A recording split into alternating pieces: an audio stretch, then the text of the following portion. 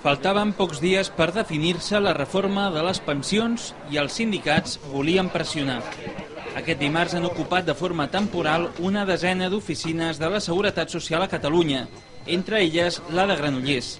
Han repartit pamflets als ciutadans i funcionaris i s'hi han estat poc més de mitja hora.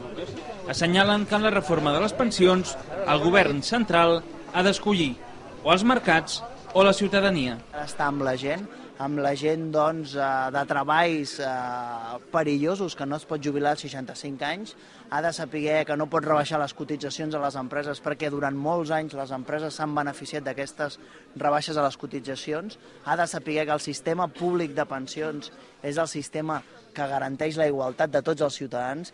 Per la seva part, Comissions Obreres no rebutja reformes en el sistema, però assenyalen que ara per ara encara és sostenible i que no calen, per tant, les presses que imposa Brussel·les i acata Rodríguez Zapatero.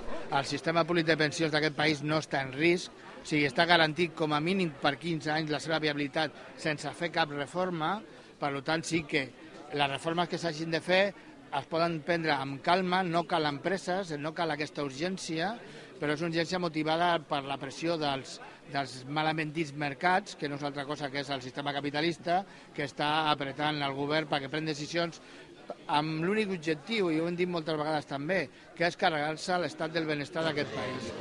Volen privatitzar l'estat del benestar perquè és l'únic que encara els hi pot comportar beneficis. I les privatitzacions ens poden situar a països com els Estats Units, en els quals jubilats han de tornar a treballar perquè els seus fons de pensions privats s'han arruïnat amb la crisi. L'únic que garanteix un sistema públic igualitari és el sistema de pensions de l'estat espanyol.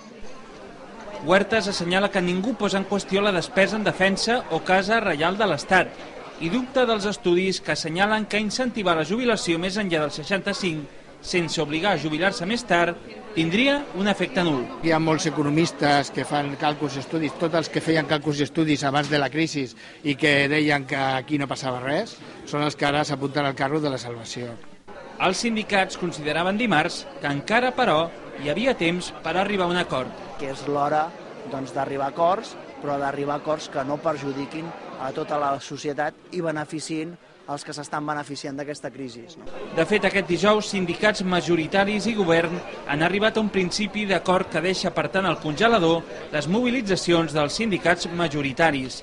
Segons el principi d'acord, l'edat de jubilació pujarà fins als 67 anys, tot i que qui treballi 38 anys i mig o més es podrà retirar als 65. També s'incrementarà el període de càlcul de la pensió i l'edat mínima per a la jubilació anticipada.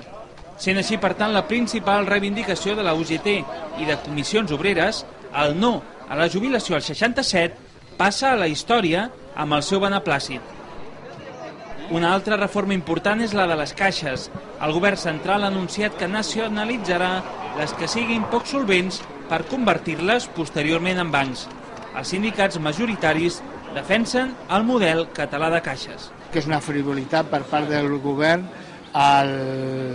per Real Decreto també el convertir les caixes en bancs, o sigui, en màquines de fer calés, perquè automàticament el que és l'obra social, que ajuda a molta gent, a moltes entitats, a moltes petites i mitjanes empreses, a molts autònoms, s'ho carregaria d'un plomazo. Al final el que es vol és la privatització de les caixes perquè els que ara han de fer beneficis, que són els bancs, tornin a fer beneficis.